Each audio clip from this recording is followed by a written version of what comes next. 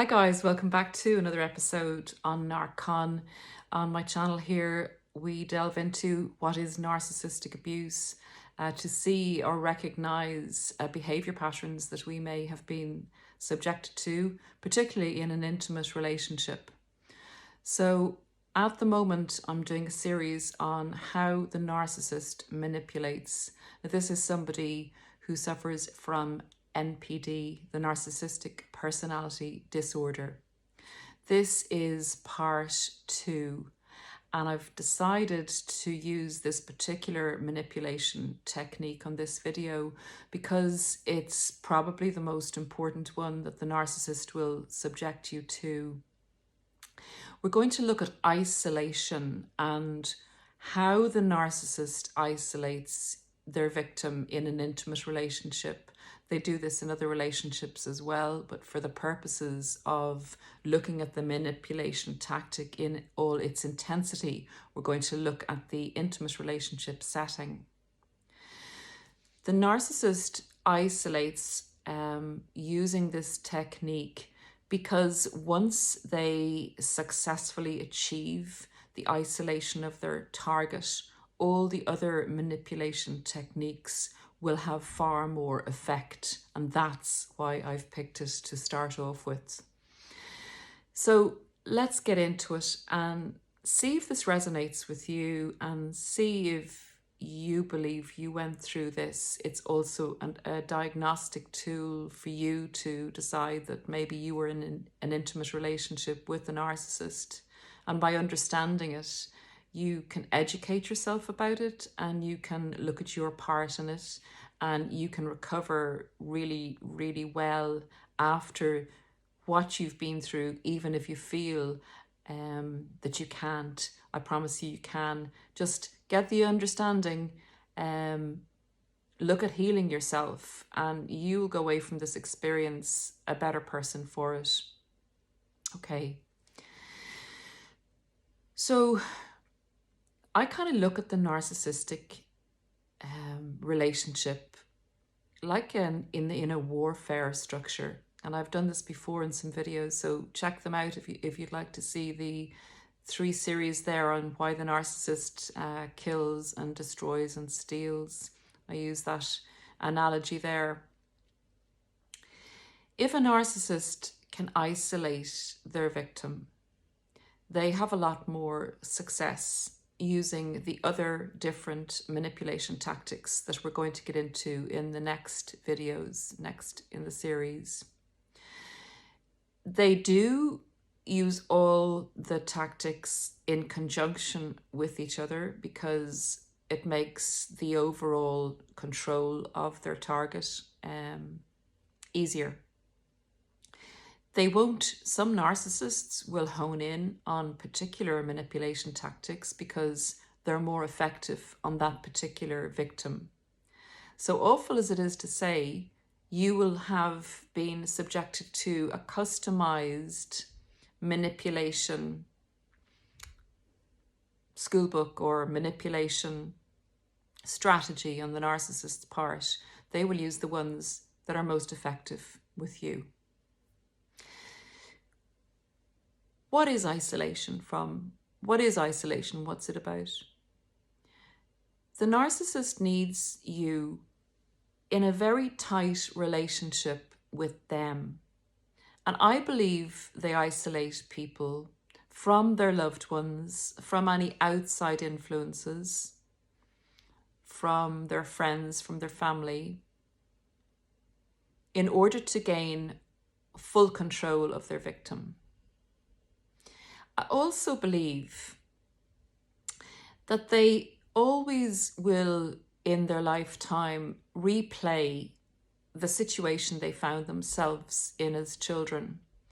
And empathic people do this as well. We often go into our adulthood and try and sort out a situation that as children we had, 1, no control over, or 2, didn't have the cognitive ability to protect ourselves in or understand.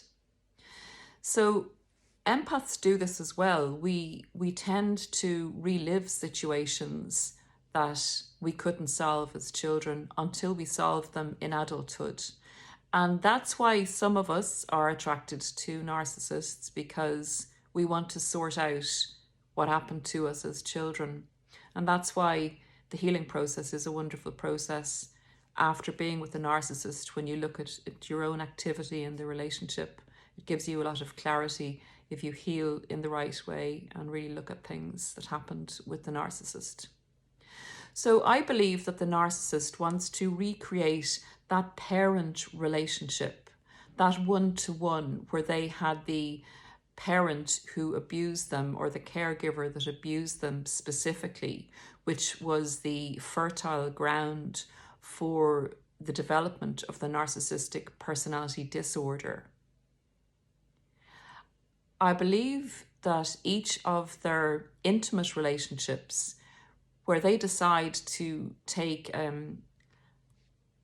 maybe a first source, a primary source of supply, the main source of supply, when they decide on an intimate partner, they want to recreate the dynamic they had as children, in my opinion, so that they can become the parent eventually, and they can take control and basically use what they've learned in life and recycle the whole situation so that they can then become the controller, and you take their place as a child and become the controlled, and they can essentially get their own back or feel they're on top and they're superior, which is the way their personality disorder is set up. So for them to feel empowered and them to feel any level of security and empowerment, they don't get to a happy or joyful state, but they do get to an empowered state where things are as good as it gets, basically. In the adult situation, it's a temporary and transitory feeling if they can't manage to maintain their primary source of supply, but they, I believe, get into that cycle with you to get to that position, and that would be their equivalent of happiness, which is really, really awful in having control of you and putting you down. So that's one reason I believe narcissists want to isolate their victims.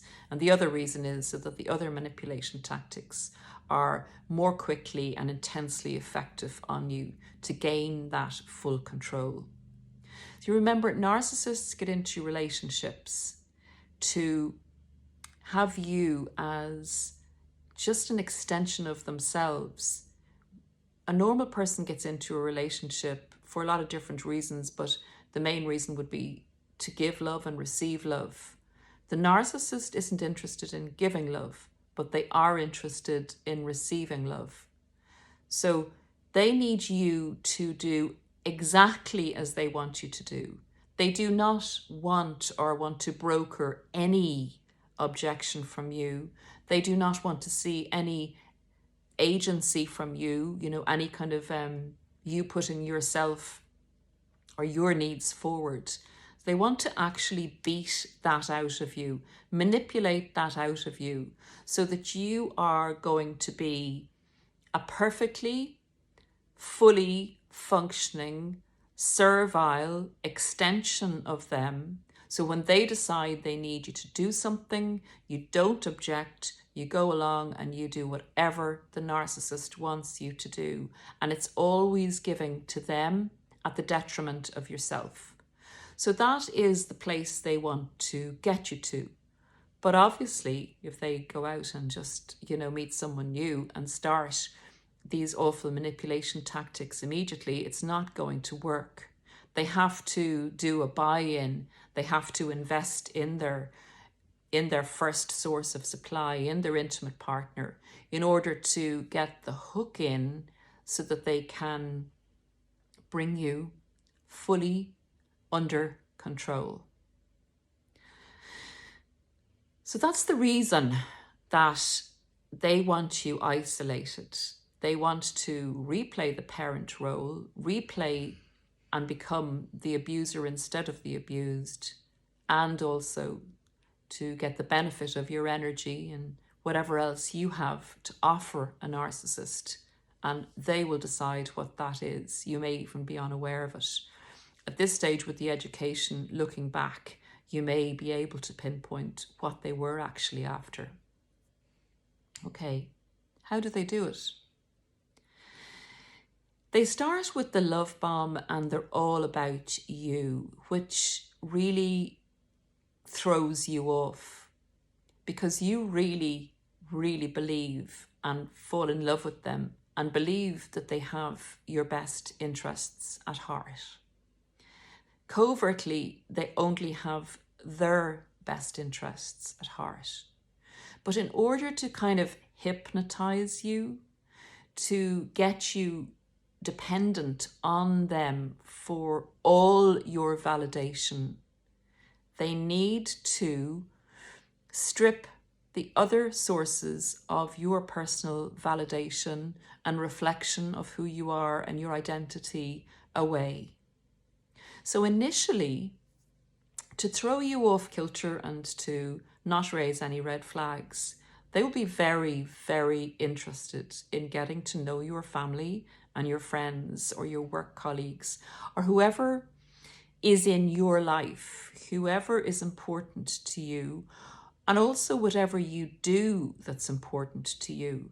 So they will also isolate you from your hobbies, from anything that gives you a sense of you and your identity, whatever gives you validation. And this is a kind of a tricky one, and it's come up in coaching a few times, but people will say, the narcissist, when I started to, get back to running or going to the gym or whatever, or took up painting again or took up a new hobby, really, really didn't support me in that. In fact, they put obstacles in my way. And guys, this is a narcissistic manipulation tactic. It's to isolate you from yourself. It's a control tactic.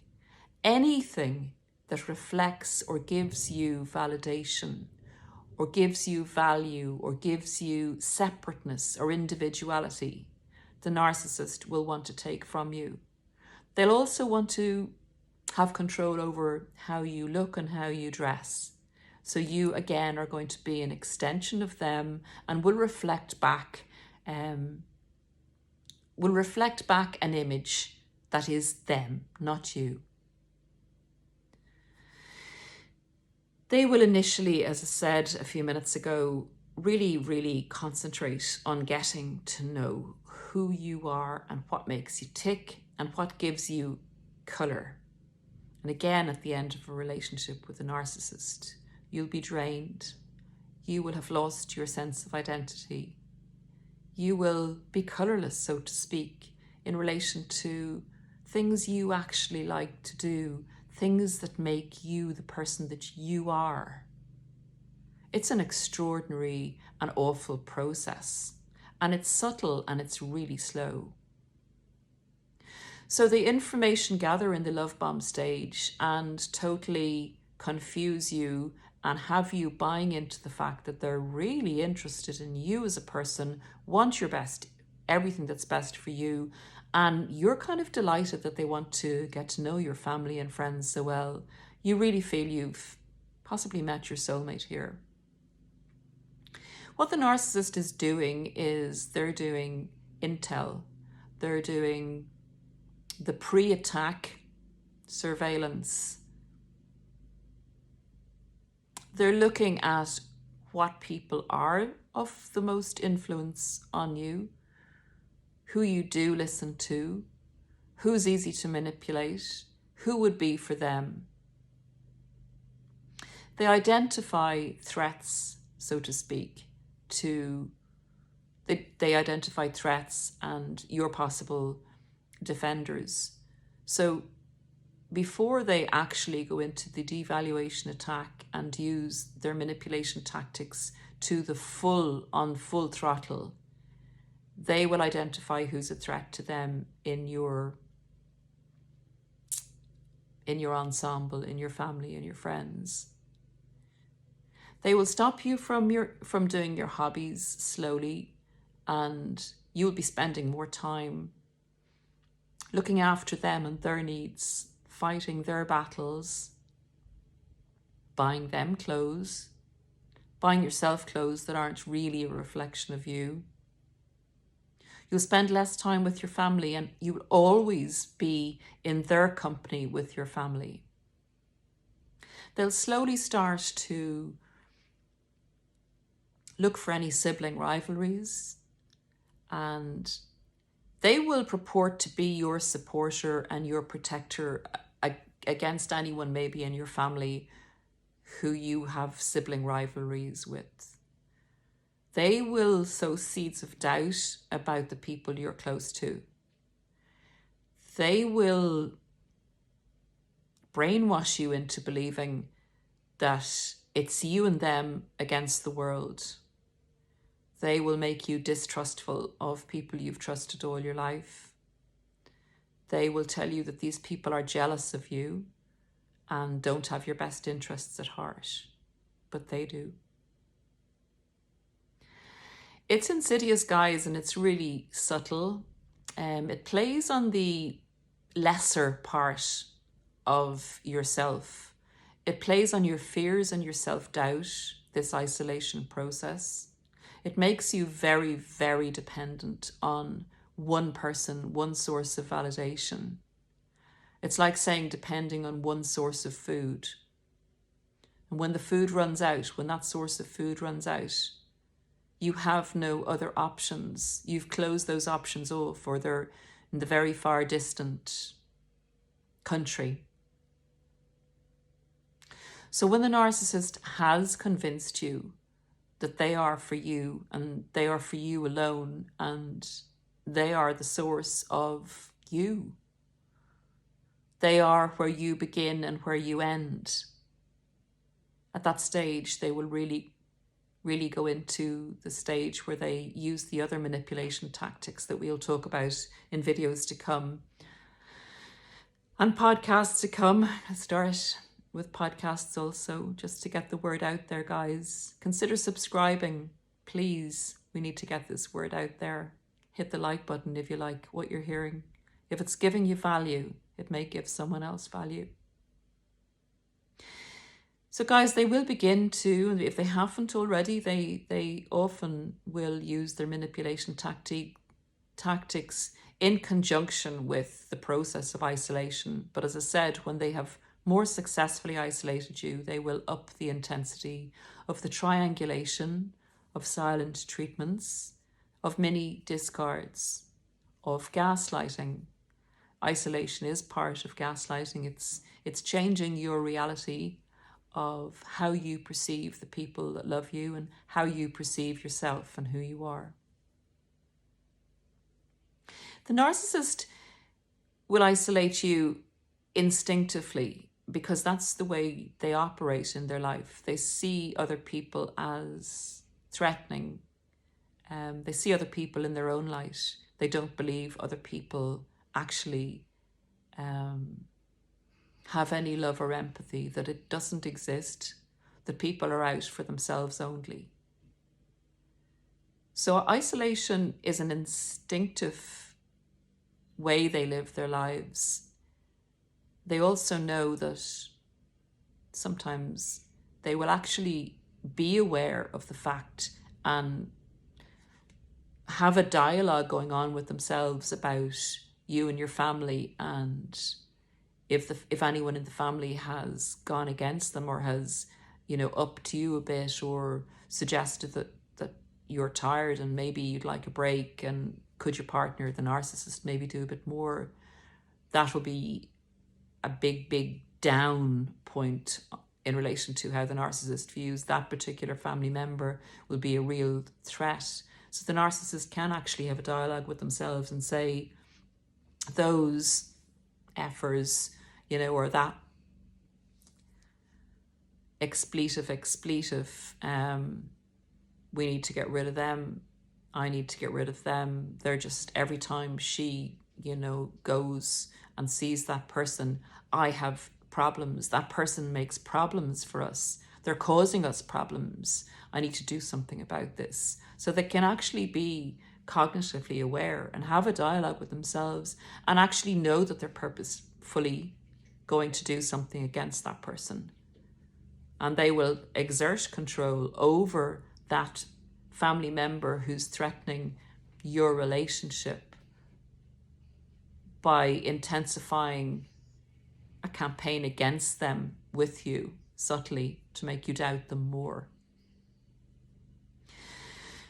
So guys, that is isolation, and that is really my take on the isolation process. And the narcissist is always trying to get to the stage where they are telling you you are not good enough.